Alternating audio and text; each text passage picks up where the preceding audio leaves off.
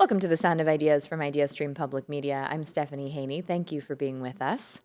Did the warm weather over the weekend have you out in the yard? Maybe you were out there getting a little dirt under your fingernails, getting seedlings in the ground, or looking at that open space near the garage, wondering what kind of bush or shrub would love to live there.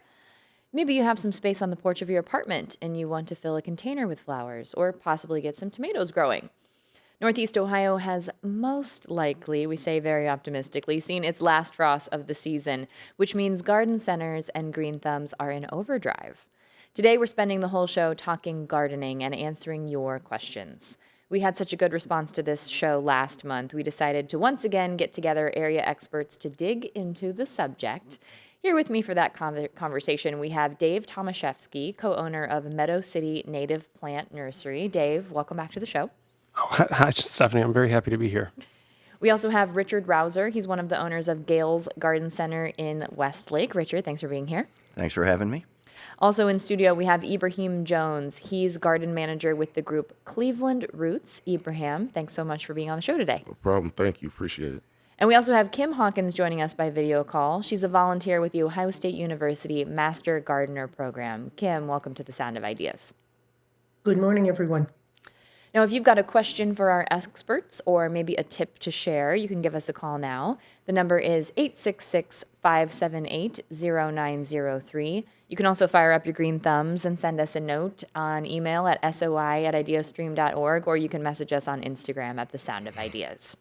Now, Dave, before we get into the specifics of types of plants that you deal with, can you define what native plants are and why they're important for people to use in specific ecosystems? Yeah, so native plants, these are simply the plants that are growing wild in Northeast Ohio, but they weren't brought here by people. So these plants are here purely as a result of natural phenomena, and they've been here for thousands of years. So, I like to call native plants our true hometown plants, but in reality, they were here, long before our hometown. Okay. And different between native and plants that just commonly are seen. There's a difference there? Oh, sure. Yeah. So, many of our non-native plants, well, all of our non-native plants, they've only been here for a few hundred years, basically since the arrival of European colonists and other groups who introduced those plants to the area. And many of these plants have kind of taken over a lot of our natural areas because our natural wildlife oftentimes they don't really recognize these plants as a food source, and there are no kind of built-in checks and balances on these plants in terms of kind of minimizing their growth and spread. And this would include pathogens and fungi that are not present here, which would limit their spread. But our native plants, like since they've been here for such a long period of time, they've kind of evolved alongside our native wildlife, in particular our plant-eating insects.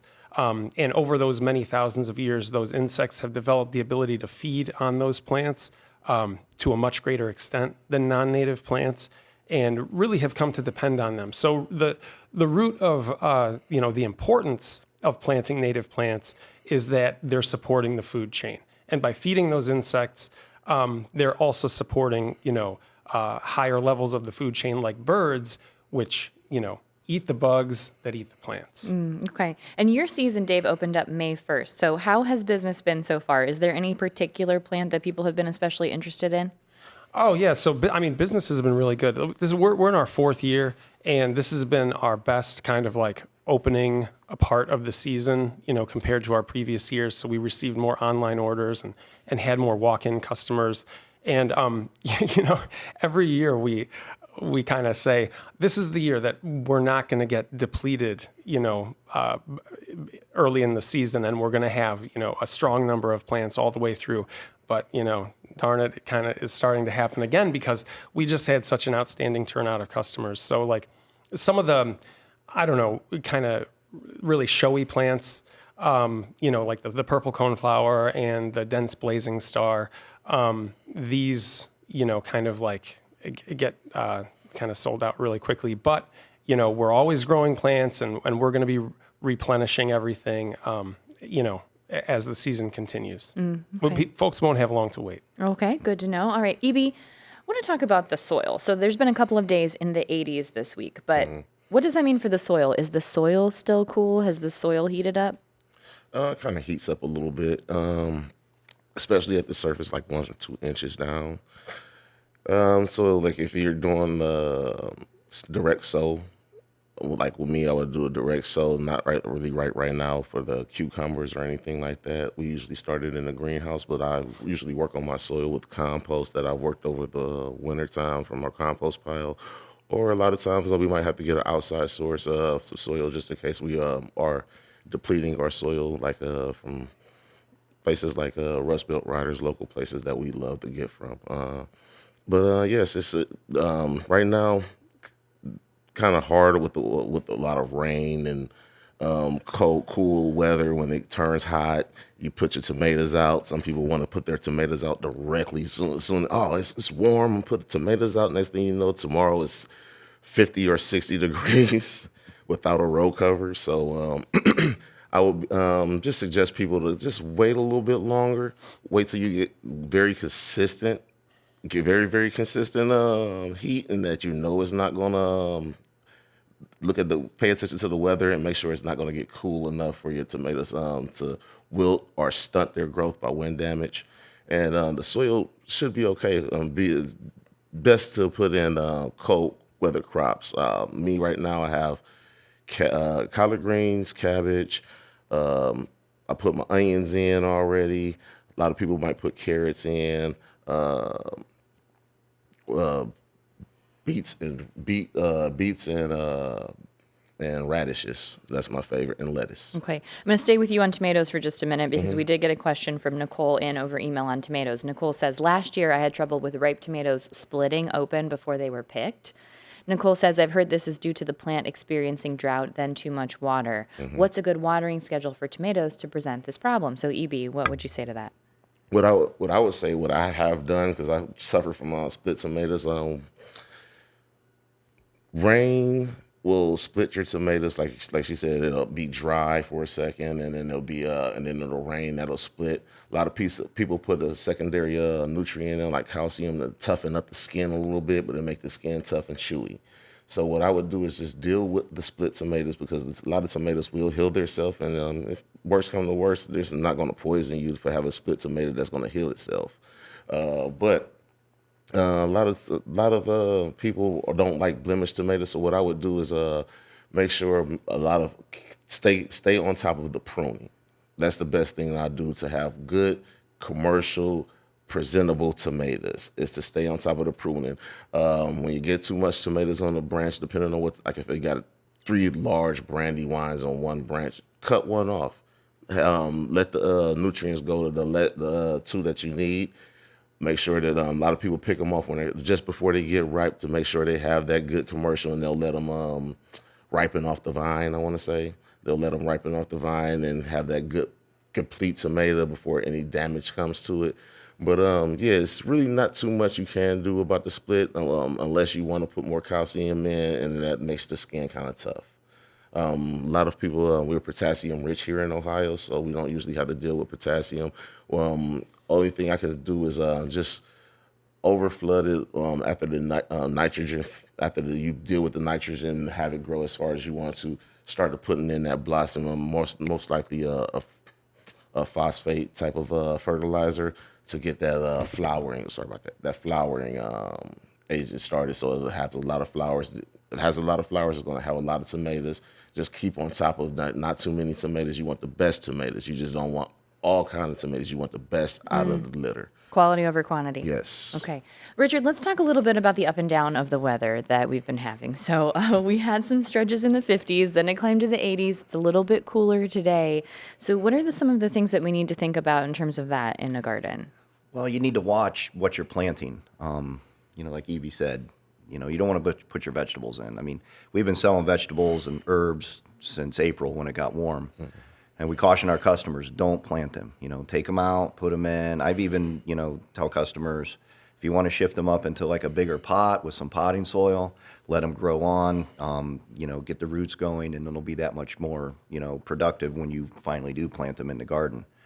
The other thing, too, is Memorial Day is actually really early this year. Mm-hmm. And there's this false perception that you can't plant after Memorial Day. So there's like this big frenzy at the end of May. And, everybody's like, I got to get my plants in. It's like, that's not the case, especially this year, because tonight is going to be, what, 47? Yeah. Yes. Yeah, so anybody who planted their tomatoes should really cover them or, at least protect them from the wind. And when you do cover, don't use plastic. You need to use cloth. Thank you for saying this. I was just having a conversation with my mom about this. Let me just tell you, my thumb is the lightest green. It's like, you might not even call it green. You might even call it more of like a pale yellow. And she was telling me you can't put something that's solid like that over the tomato. So why? Why is that? Well, the plastic will transfer that cold to the plant really quick. The cloth, you really don't want it to touch the plant either. You kind of want to, either build like a little hoop structure or do something around it so that you keep it directly off the plant. For one, it'll smash it, especially if we get rain. But the other two is you don't want any of that cold to be real close to the plant. So you can, and plus a windscreen, you do need to do a windscreen because, even though it's going to be cloudy, 47, it's not good for a lot of your vegetables that people are planting. So right now, while we're waiting for more consistency, Richard, what are some things that people can be doing preliminarily to kind of clean up their beds? What do you think? Rake everything out. Get in your, especially in your garden, if you're growing vegetables, clean out all the debris. Turn it over. That'll help actually warm the soil up a little bit too if you get it turned over. If you have raised beds, maybe go and look and adding some more, planting mix to it. You do not want to put topsoil in your raised beds, though. You need a lighter mix of soil, like a potting soil. We have planting mixes. We have organic raised bed soils. We have all kinds of stuff for your pots and your raised beds. And then your beds around your house, just rake all your leaves out. If you got excess mulch, because a lot of people like to over mulch and put way too much thickness of mulch down, you want to kind of rake all that out, aerate that, and then, edge your beds and prepare to mulch again. Okay. Now, Kim, the Master Gardener program, which you're a volunteer with, there's a series there called Nature in My Backyard. Can you explain what that is and how people can get involved with that? Sure. This speaks to the interest that people have these days in native plants. What we do, people can register their garden to have us come and look at it.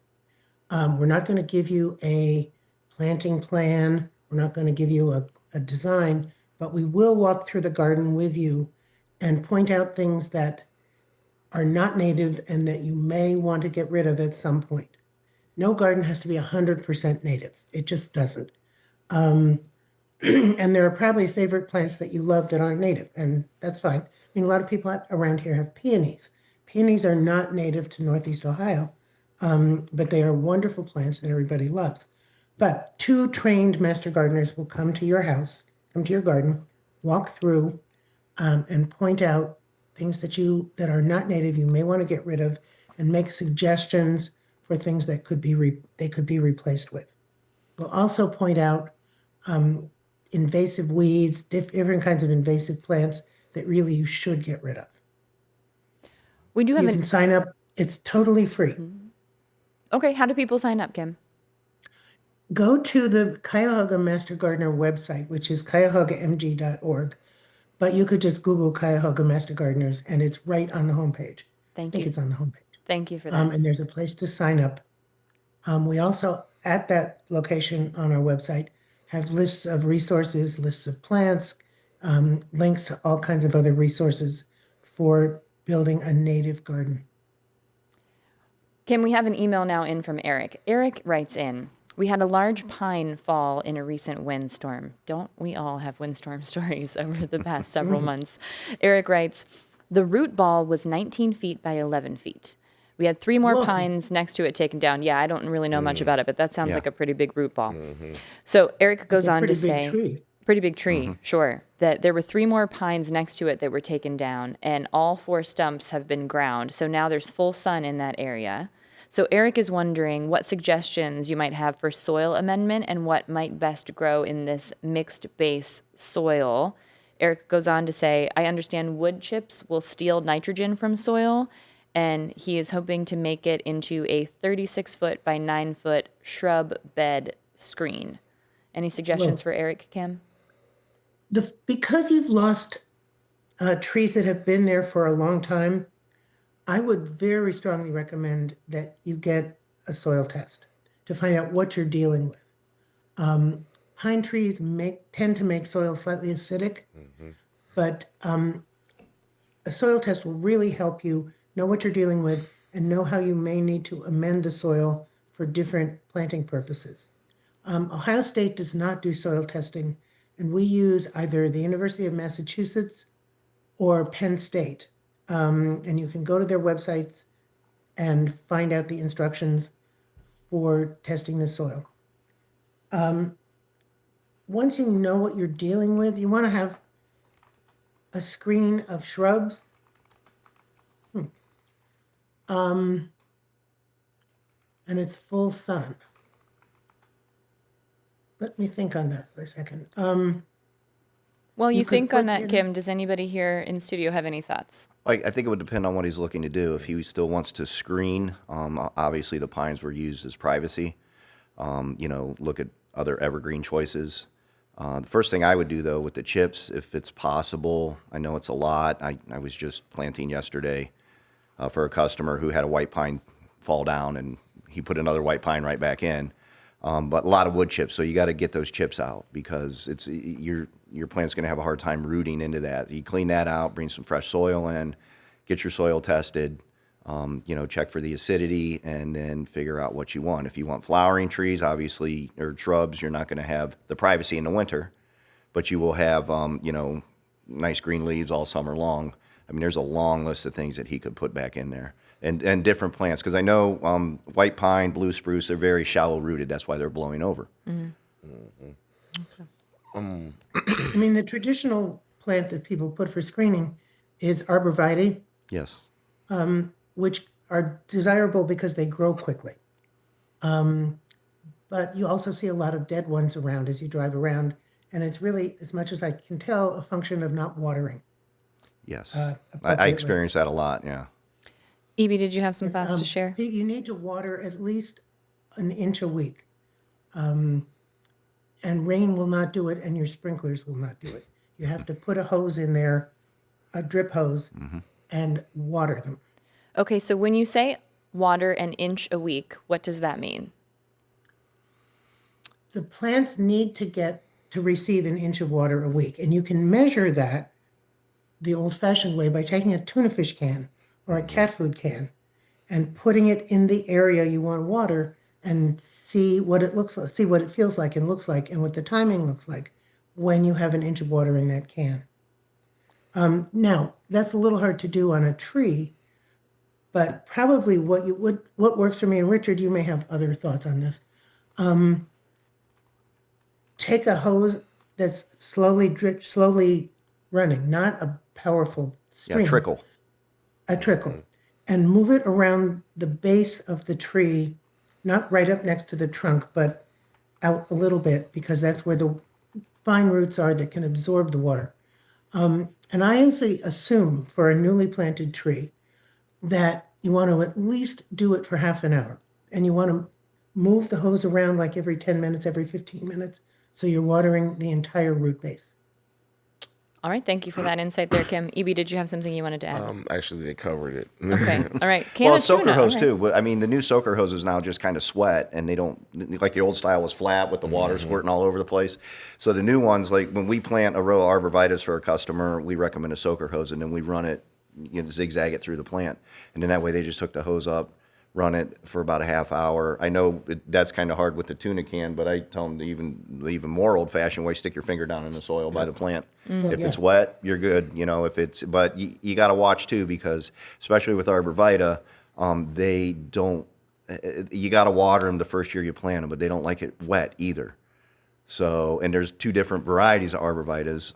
The ones that the old style that everybody plants for screening is the emerald green arborvitae. Well, if you see some of those that look like a mushroom, the deer are eating them because they love them. There's another style, green giant, which is the Thuja plicata, that the deer do not like. They'll take a bite out of it, they spit it out. And green giants, they get huge, almost like the size of a white pine, but they've been propagating those to have smaller ones now. There's like green screen, there's a northern spire that they'll only get about 4 to 5 foot wide by about 12 foot tall. So that kind of takes place of the emerald green. Okay. I just want to put in a good word for our native dogwood shrubs. These shrubs commonly grow You often find them in hedgerows on the edge of agricultural fields just because they're, so adaptable and so versatile in terms of the growing conditions they can handle. And also, oftentimes these are going to spread, vegetatively through their roots. So if you're looking to create a screen or continuous hedgerow, the dogwood shrubs are a very nice choice. I am making a note of that for myself. I'm looking to put some shrubs in front of my front porch, which was just constructed, so I will take a note of that.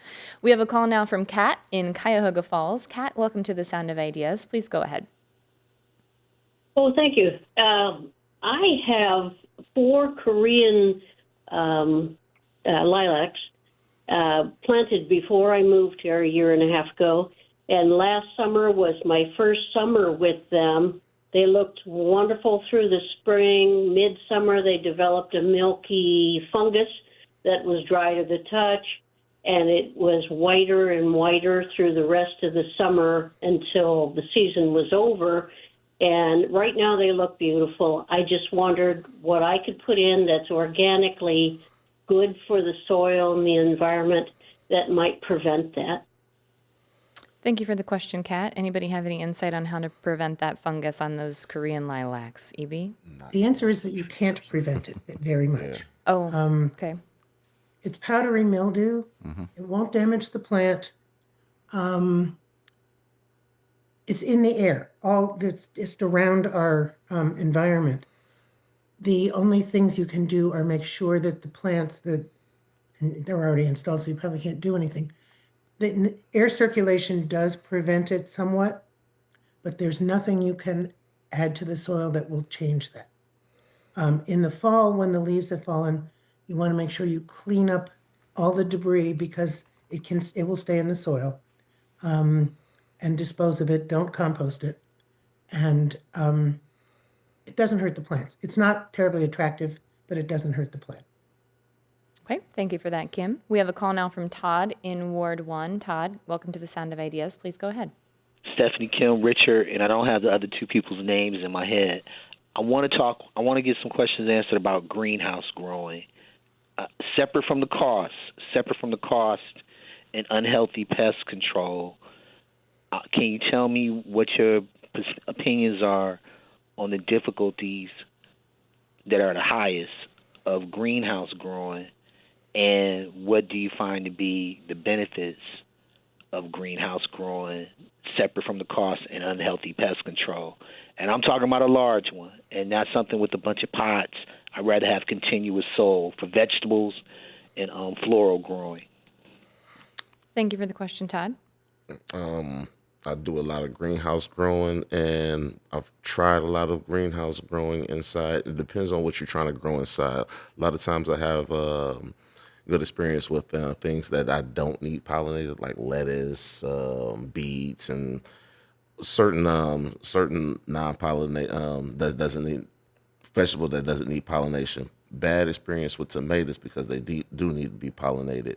Some of the benefits I've had, I've been able to control my temperature that I've wanted to have inside. Been able to corral and control what insects I've had. We've released about like last year about 1,500 ladybugs because we had an aphid problem inside that we couldn't control at that point in time, and that worked out very, very, very well. The problem is just you can control. There might be a watering problem sometimes inside as well, depending on your water access. But it's just the pollination for me that I've had inside. Sometimes you might be able to, or you might have to fix a pathogen or airflow problem because you might run into those a lot of airflow problem with the humidity. So you might be able to, you might catch a lot of germs, especially if you're trying to greenhouse grow the tomatoes as well.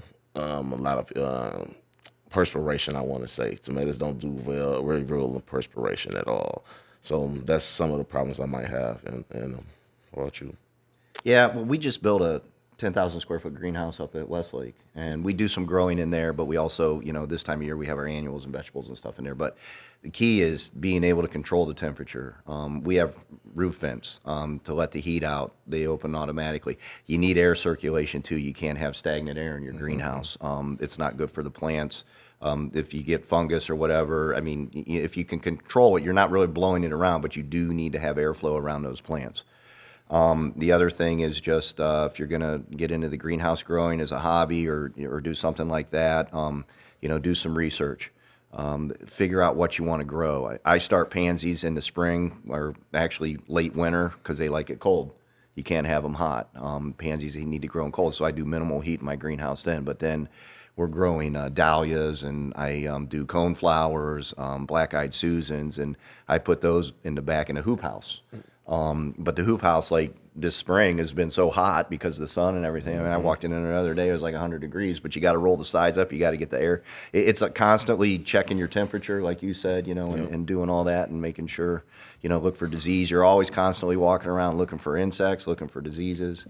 All the time. Yeah, it's a never-ending battle with that. Yeah. Good to know. Thank you for the answer and thank you for the question, Todd. If you're just joining us here on The Sound of Ideas, we are taking your gardening questions as it's about to be Memorial Day. But as we have learned, don't rush to get the planting done before Memorial Day, especially because it's early this year. If you want to call in with a question or a comment, the number is 866-578-0903. You can also email us at soi@ideastream.org or send us a note on Instagram at The Sound of Ideas. We have an email in now from Richard. Dave, I'll ask you this question. Richard wants to know, what's the best method to get rid of dandelions besides pulling them out? What do you think, Dave?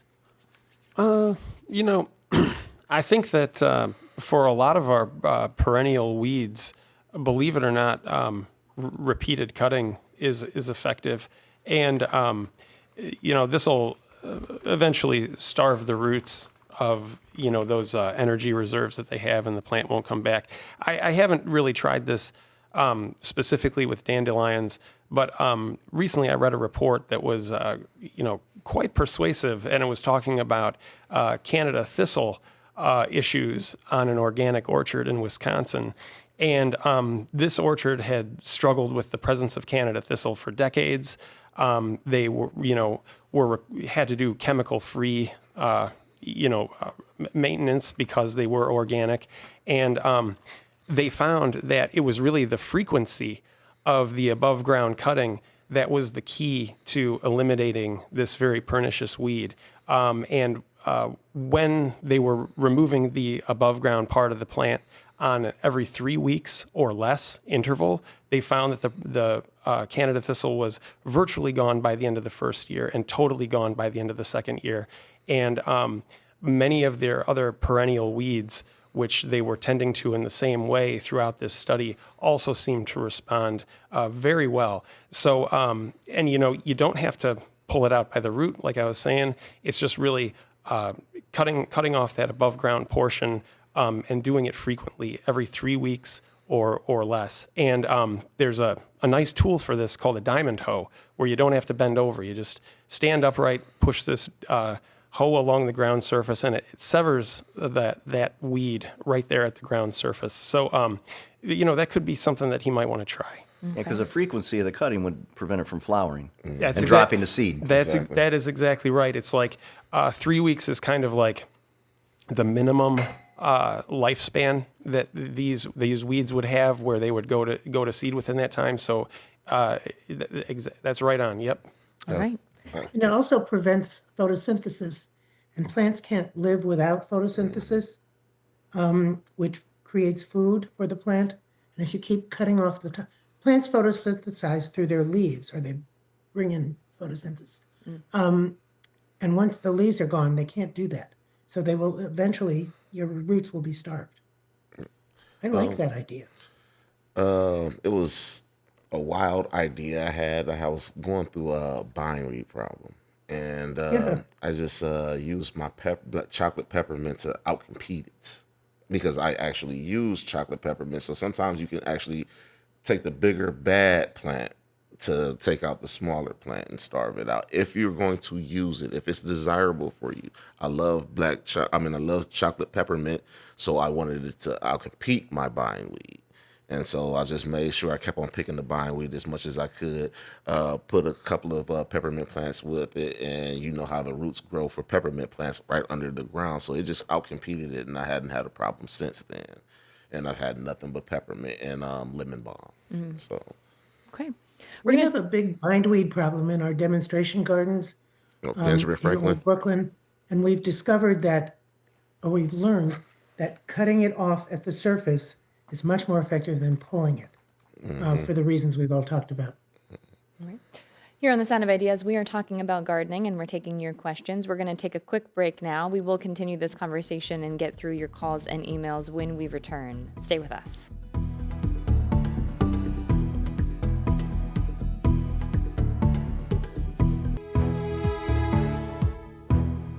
You're with The Sound of Ideas from IdeaStream Public Media. I'm Stephanie Haney. Thank you for staying with us. Today, we are talking all about gardening. We're hearing from area green thumbs, getting recommendations on native plants, how to grow the best fruits and vegetables, and answering your questions. Staying with us for the rest of the hour, we have Dave Tomaszewski from Meadow City Native Plant Nursery. We also have Richard Rouser from Gales Garden Center and Kim Hawkins with the Ohio State University Master Gardener Program. We also have with us Ibrahim Jones, the garden manager at Cleveland Roots. If you want to be part of the conversation, call us at 866-578-0903. You can email us at soi@ideastream.org, or you can message us on Instagram. We're at The Sound of Ideas. We got an email in now from an audience member who wants to know, what are the native plants that are food sources for humans? Dave, what do you think? Oh, let's see here. Well, let's see. It's interesting. I think so much about like what's feeding our pollinators and other wildlife. Sometimes I forget about, the fact that that we can eat these plants as well. So there's a plant called cutleaf coneflower, which is like a really tall, kind of majestic flower, and its leaves can be used as a salad green. Then there's a really versatile ground cover, which is just our wild strawberry, and that produces those delicious berries. And then, that brings us into the realm of the berry-producing plants, and I think that there are lots of options there. Blackberries and black raspberries, these grow as a kind of shrub called a bramble, and they're like, really outstanding both for wildlife and for those delicious berries that they're producing. And, if you've got a big space, like these brambles will spread all through there and really have a nice crop of berries for you. And then there's another really delicious berry called a service berry. And, when I was living in Columbus, there's service berries. It's a tree or shrub, and they have them planted along some of those streets in the campus area. And when those were in fruit, I would just, as I was walking down the sidewalk, I'd just be, munching on service berries as I was going. So those are a few, and I'm sure that there are a lot that I'm missing. There's Pawpaw. yeah, pawpaw is the largest native fruit in Ohio, and what else was I going to say? There's some of we have mints and wild onion. So like wild bergamot. This is sometimes called bee balm. The leaves of this plant are used as an herb, kind of like oregano. And then one of my favorite flowers for the home garden is slender mountain mint. This is, a pollinator magnet, and it is a culinary mint. So you can use its foliage as a a mint kind of seasoning or in a tea.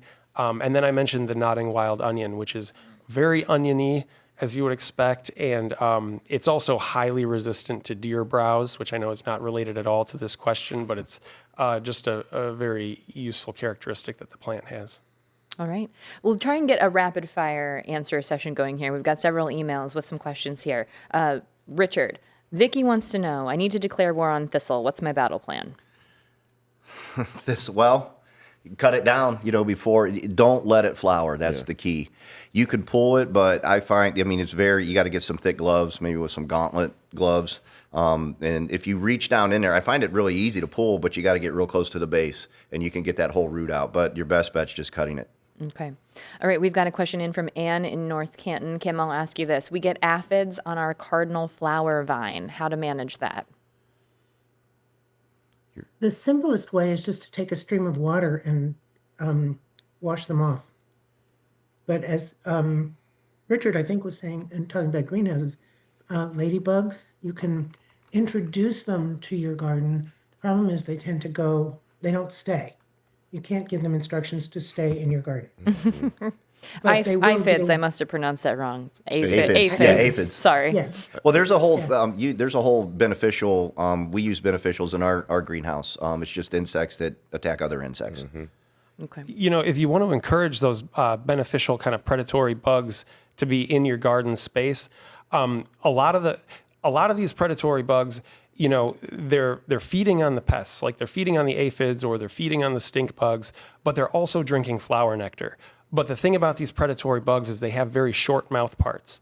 So when you're planting flowers that are going to attract the predatory bugs, you don't want to plant flowers with like a very that are very tall and narrow, like a wild bergamot or anything like that. You want to plant flowers that have like a big cluster of tiny blooms. Like early goldenrod is outstanding. The mountain mints are really good as well.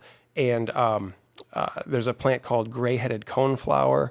All of the like plants in the aster family, all of these plants are kind of famous for their ability to attract these predatory bugs like wasps and hoverflies that are going to be preying on the aphids and other pest insects. Yeah. Go ahead, Evie. What I've used is numerous things fighting against other hazardous insects. So I've used nasturtium, elysium, deal, and these things I love let go of the flower and the insects just come themselves. Like a lot of parasitic wasps. I have they love deal. They love the hoverflies. Seem to love the elysium and nasturtium. I also use tomatoes to mature tomato to make a sort of juice, an anti-aphid spray, I want to call it, because once you boil the leaves, it leaves a yellow tint in there, and that's what I'm gathering up. I boil it, put peppermint oil, put anything I want in there from thyme, the lemon balm, and what else I might use, lavender mainly, and I'll just spray my plant down, and it'll keep it at bay for quite a bit of time, and actually from the smell it'll bring in beneficial insects to combat the aphids. And some people are also like not all hazardous insects are bad all the time, because they do help with pollination. Okay. We have a call now from David in Cuyahoga Falls. David, welcome to the Sound of Ideas. Go ahead. Yeah, thank you. Thanks for doing this, you all. I have a question. I have an indoor succulent. It's probably 18, 20 inches tall. I would like to duplicate it if possible. And I didn't know how much of a branch or portion I could cut off and what do I do with it. And then in addition to that, I think an aloe may also be a succulent, but I'm not positive. But I have an aloe plant that grows so fast that it just gets root bound. I don't know if there's any way for me to make it so that it doesn't essentially kind of look like, you know, a big thing of cotton candy. Instead, I would rather it get like, you know, small plants that are tall. Evie, go ahead. I have actually both of those in my house as well. And what happened with the succulent, it ended up being about like 20 inches, just like his. And it was my wife's plant, and it kind of fell apart a little bit. And so what we did was I used honey, pure honey, as a rooting agent. Took the leaf off of it, and I just put it in a new pot in the soil, and it's been growing on its own. And the main part is actually starting to recover now. And my aloe vera plant is actually it actually splits off to other plants, and I do have to take it into a large pot. The larger the pot, the larger the area for the aloe vera plant, the larger it's going to get, and it's not going to stop. Aloe vera plant can get as large as you are. So, like, you know, it's just how much space you give it. And so just keep it up. You don't, and those are two things that you don't have to water excessively. So if you, it can start wilting or reacting not the way that you need it to if you do overwater both of them. And they do love a good sugary spritz on the leaves of them. Okay. Richard, I want to ask you about watering. I have heard that it's good to water from the bottom and also that you shouldn't water in the middle of the day. Are either of these things true? What should we be doing when we're thinking about watering? So it depends on what you're watering. Orchids like to soak up from the bottom. Typically, what I recommend when you water is there's this. When I see people water, they're watering the foliage on their plant.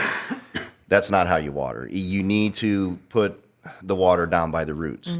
Watering during the heat of the day, if you're watering the roots, if your plant's wilting, you need to water it.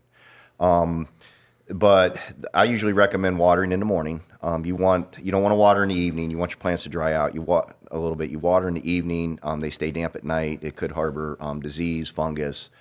So the best time to water is in the morning if you can, or if you see a plant wilting. I know hydrangeas, the macrophyllias, the big leaves with the big purple and pink flowers, they will wilt in the heat.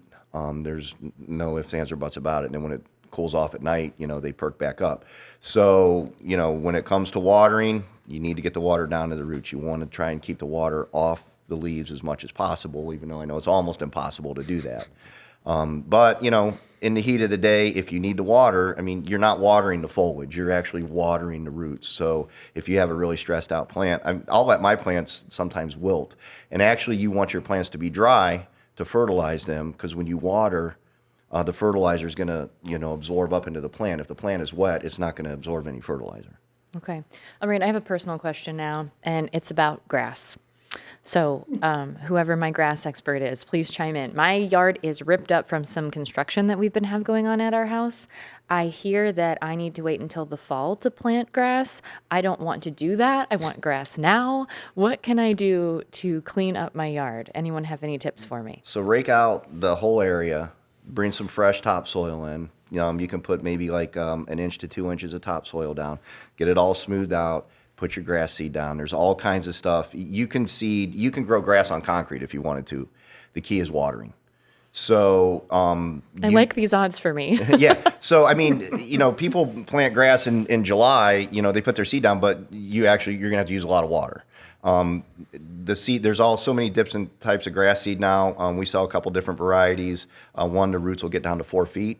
As long as you water, we have tack straw that actually lays down and it doesn't blow away that you can use as well. Try and watch using, we sell bales of straw too, but there's a lot of weed seed content in it. So you might get some weeds out of that. But if you seed, put a starting fertilizer down, which are usually, we have a starting fertilizer, and I also recommend a fall fertilizer as well. And just seed it and water. And that's all it is. And then you'll start seeing it coming up. It'll germinate about 7 to 10 days. Yep. Really? Yeah. 7 to 10 days. Grass is grass. Okay. It's grass. It grows anywhere.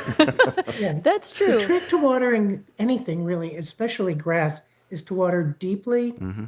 When you see sprinklers come on at 5 o'clock in the morning and they go for 5 minutes, all you're doing is encouraging the roots to come up closer to the soil surface so they can get the water. If you water deeply, the roots will go down to get the water, which means you'll have to water less. Okay, great tips. All right. I also had some problems with some puppy dog grass, which is why I feel so incredulous at the 7 to 10 days. My dog was ripping up my yard for a while. Now it's a construction problem. You can always do sod. That's true. Could always do sod. Yeah. What about alternatives to grass? Dave, do you have any thoughts on clover cover or other things that might be alternatives to grass? Yeah, clover the benefit that it has over grass is that it's producing pollen and nectar, which are a food source for our pollinators. And I think even there's some the yellow sulfur butterflies that might even feed on the foliage of those clover plants.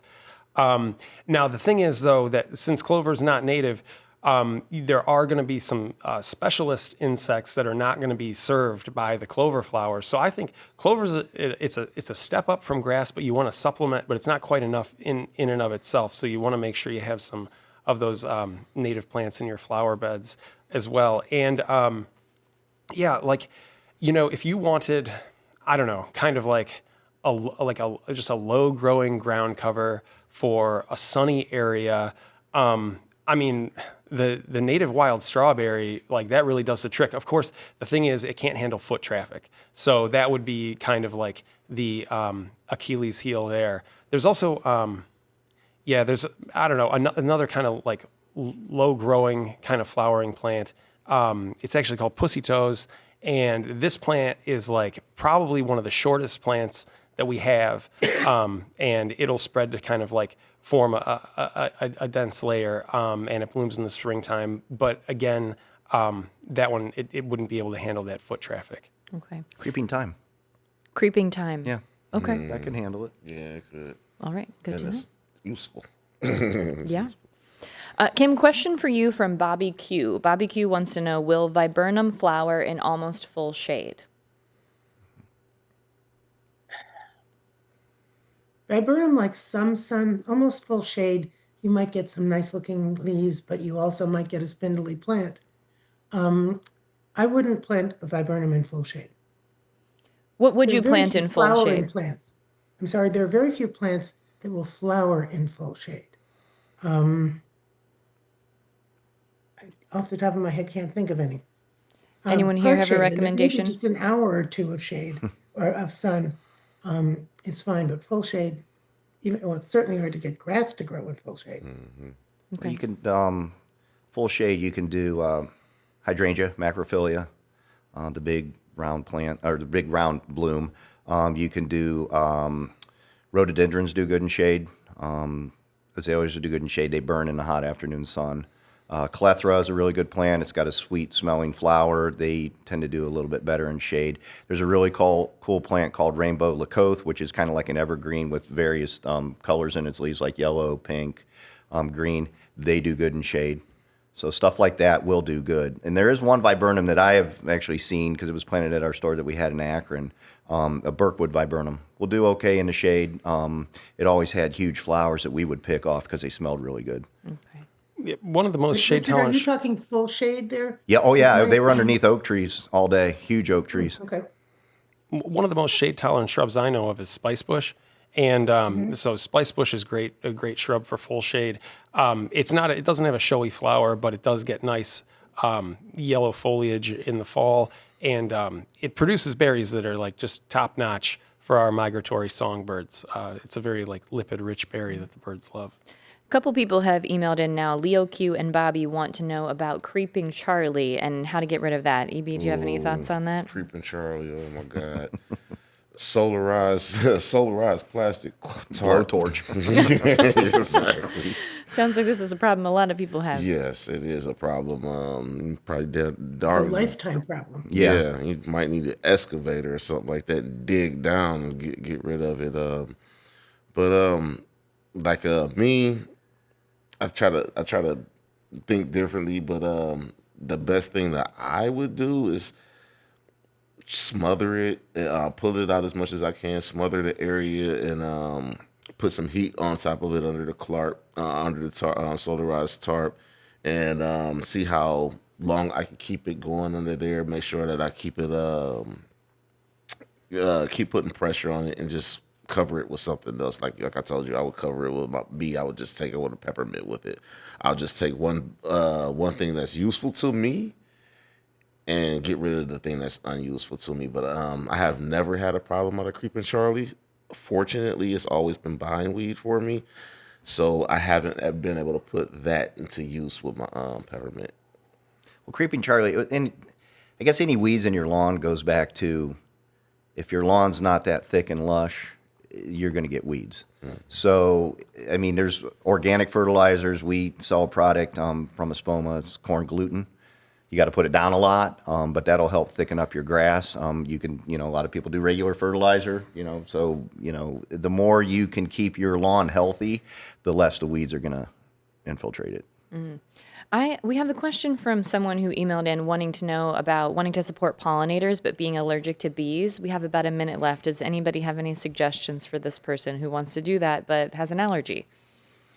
Oh boy, that's a good one. Put them in the back of the yard, not as close to the house. No, I mean, I think that's a great suggestion. I mean, one thing to keep in mind is that when bees are foraging on flowers, they're really focused, and you could probably pet the bees and they wouldn't sting you when they're kind of in the act of visiting your garden flowers. Also, 90% of our native bees, they lead a solitary lifestyle, which means that the mother bee she's building the nest and then she leaves right after that nest is made. And there's no, worker bees that are sticking around to like guard that or defend it. So, so I don't know. I think maybe be a little more open-minded, but of course, like don't take any medical risks. Of course, Don't swat at them. Yeah, just don't swat at them. I'm allergic to bees as well, and I have never had a problem getting stung yet. And I've been Never doing say this. never. Yeah, knock on wood. Right. We want to make everybody knock needs their on wood. EpiPens or whatever it is they keep on hand in case the bees are around. Well, that's all the time we have for our show today. I want to thank our panel for being with us. On video call, we have Kim Hawkins, volunteer with Ohio State University's Master Gardening Program. Here in the studio, Dave Tomaszewski, co-owner of Meadow City Native Plant Nursery, Richard Rouser, co-owner of Gales Garden Center, and E.B. Jones, garden manager with Cleveland Roots. We appreciate you for your time. Thank you. you.